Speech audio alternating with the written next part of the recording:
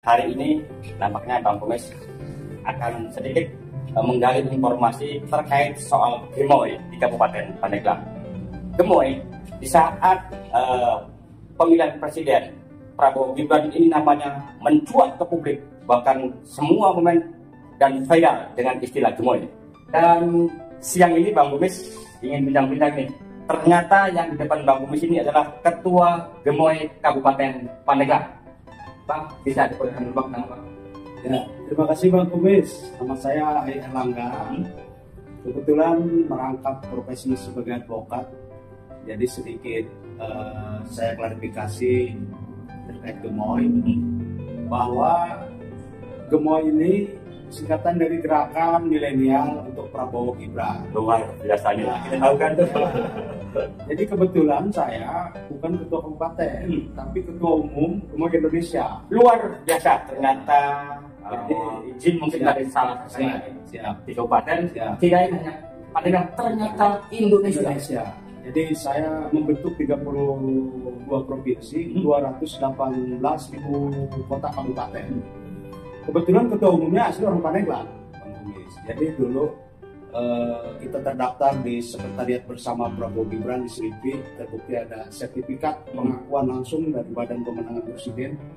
Gemoy ini diakui sudah merajalela di seluruh daerah di Indonesia. Nah, sampai hari ini kami berkoordinasi, ada grup khusus, WA, grup dan lain-lain dengan rekan-rekan relawan Prabowo Gibran di seluruh Indonesia yang kami bentuk. Nah, sampai hari ini kami masih menunggu arahan. Mungkin setelah pelantikan presiden, kami relawan ini di bawah Sekretariat Bersama harus seperti apa. Dan saya secara pribadi pun ditunjuk juga masuk dalam struktur tim hukum 02, yaitu basecampnya di Mangun Saporo di Jakarta. Luar biasa. Nah, pemirsa, makanya Bang Kumis hari ini tidak salah orang nih untuk ajak bincang-bincang sedikit tentang Indonesia ke depan.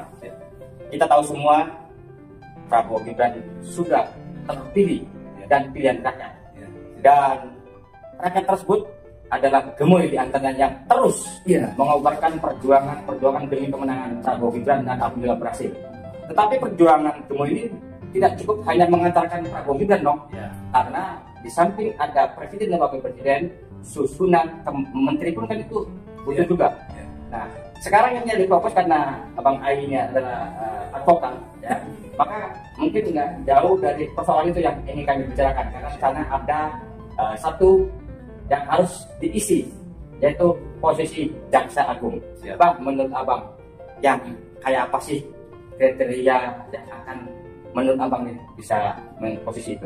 Ya, terima kasih Bang Kumis. Mengenai aparat penegak hukum, sampai hari ini kami di profesi advokat, rekan-rekan juga sering berdiskusi dan sepakat bahwa Indonesia saat ini wajib memiliki seorang pemimpin yang mempunyai integritas yang cukup, kapabel dan kompetensi yang jelas.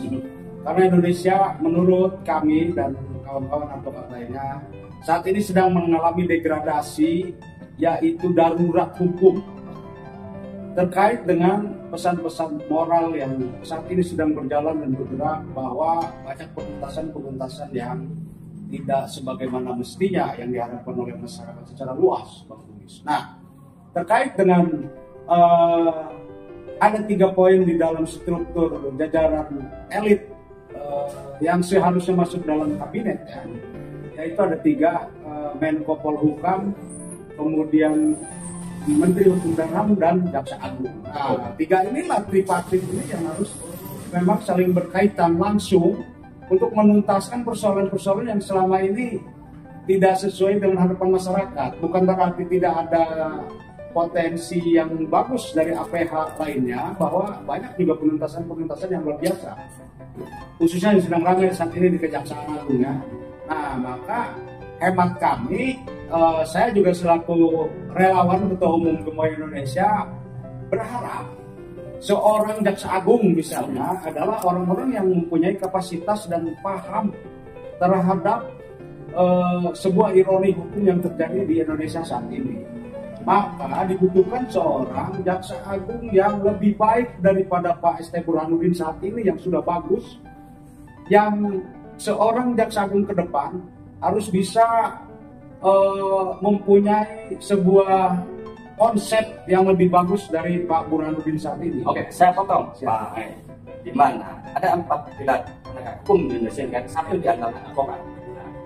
Di mana penegakan hukum sendiri akan berjalan dengan semestinya sesuai dengan perundang-undangan, kan tidak mempunyai hubungan secara langsung dengan para pelaku partai-partai misalnya. Nah, bagaimana kalau seandainya diisi oleh yang memang didukung oleh partai, apalagi orang partai? Ini kan nanti dalam sebuah persoalan kan akan bertolak belakang. Menurut Bapak bagaimana? Pertama memang sedikit banyak persoalan setingkat menteri ini bahwa memang adanya sebuah keputusan hak dari prerogatif presiden terpilih kan begitu. Akan tetapi tidak terlepas memang dari kepentingan partai politik. Itu tidak bisa dihindari secara nyata dan rasional bahwa semua sudah mengakui bahwa Indonesia negara demokrasi harus bahu-membahu membangun dalam sebuah perahu koalisi. Mau tidak mau bahwa harus mengikuti ritme demokrasi instrumen-instrumen yang bergerak saat ini. Nah terus gini, karena ini kan lagi santer nih dari beberapa daerah, baik dari budayawan, ulama, lembaga, ormas gitu kan, dan termasuk beberapa hukuman advokat sendiri yang tersebar di Indonesia. Muncul nih, ada salah satu tokoh advokat, yaitu Bapak Dr. Didi Tarsidi, yang beliau adalah senior dalam dunia hukum. Menurut Bapak bagaimana? Ya, untuk Pak Dr. Didi Tarsidi ini yang saya baca dari kacamata kami bahwa sekilas profilnya kami juga lihat menunjukkan sebuah karakteristik yang memang saat ini dibutuhkan oleh masyarakat Indonesia, Bang Kumis. Karena Pak Dr. Didi ini kan cukup memahami bagaimana penegakan hukum yang seharusnya dan sebenarnya. Karena beliau juga basicnya dari advokat, jadi cukup memahami secara praktek-praktek, dan beliau juga praktisi hukum kan begitu cukup paham bagaimana dunia peradilan, bagaimana dunia advokat, bagaimana perlindungan hukum dan bantuan hukum untuk masyarakat yang sesungguhnya. Kami yakin beliau apabila diangkat jadi jaksa agung sudah punya modal kepercayaan diri, modal profesi, modal kompetensi 50-70% sudah bisa memenuhi kriteria apa yang diharapkan oleh para advokat dan masyarakat Indonesia khususnya begitu. Nah, tadi bicara bahwa jaksa agung yang sekarang bukan tidak berbuat, tetapi kan kita tahu semua lah, sebanyak apapun tetap Indonesia butuh yang lebih baik lagi. Kita nggak mungkin dong semakin menurun. Nah, di sisi lain, ini adalah Pak Didi ini adalah seorang advokat, ya kan? Nah, tapi kan ini di luar non partai. Apakah tidak akan ada sandungan-sandungan kepada tim Prabowo Gibran yang sebagai penyusun draft-draft pencalonan susun menteri? Siap. Ya, kalau persoalan bahwa Dr. Didi ini di luar partai, saya pikir banyak juga partai-partai yang sepaham, ketua umum yang mempunyai misi dan visi yang sama dalam rangka harapan yang besar untuk penegakan hukum lebih baik lagi daripada yang saat ini, yang kejagung ini yang luar biasa. Jaksa agung yang saat ini kita akuin, apresiasi bahwa ini juga sangat luar biasa, dengan harapan Pak Dr. Didi apabila diangkat atau ditunjuk jadi jaksa agung oleh presiden lebih baik, lebih responsif dan agresif lagi dalam penegakan hukum ke depan. Nah, persoalan nanti adanya trouble misal dari partai-partai pendukung atau koalisi, itu hal yang biasa Pak Komis, demokrasi lah. Itu bisa dibicarakan oleh mereka pada tim penyusun, di mana nilai plus dan nilai lebihnya kan mereka yang paham, mereka yang tahu lah. Ada dewan pertimbangan jabatan dan lain-lain, rumus daripada jabatan-jabatan di kabinet nanti. Saya yakin partai dan ketua-ketua umum yang lain juga akan sepakat selama kepentingannya kedua belah pihak terpenuhi, dan paling utama adalah harapan untuk masyarakat Indonesia lebih baik lagi. Nah, mungkin pertanyaan terakhir, Bung, ini kembali lagi ke Gemoy tadi, ya kan? Harapannya atau pesan khusus untuk yang pernah kita dukung di pasangan Prabowo Gibran terkait persoalan ini bagaimana?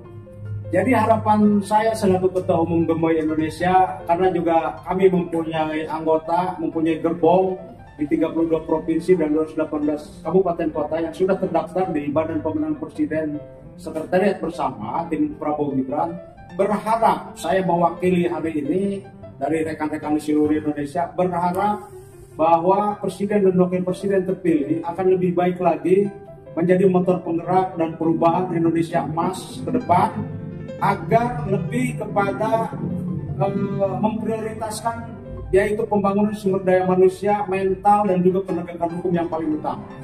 Oke. Nah, pemirsa, demikian tadi bincang-bincang singkat dengan Bung Ai. Beliau adalah Ketua Gemoy Indonesia dan juga seorang advokat yang mungkin namanya sudah tidak asing lagi di dunia hukum, khususnya di Pandeglang dan Banten. Bahkan di Indonesia kasusnya banyak kan di kota saya dengar. Nah, ya, mudah-mudahan bincang-bincang santai ini menjadikan sebuah referensi ke semua pihak, khususnya kepada Prabowo Gibran dan tim penyusun kabinet ke depan. Sekali lagi terima kasih, Bung. Terima kasih. Sukses. Bang Kumis. Terima kasih atas kunjungannya.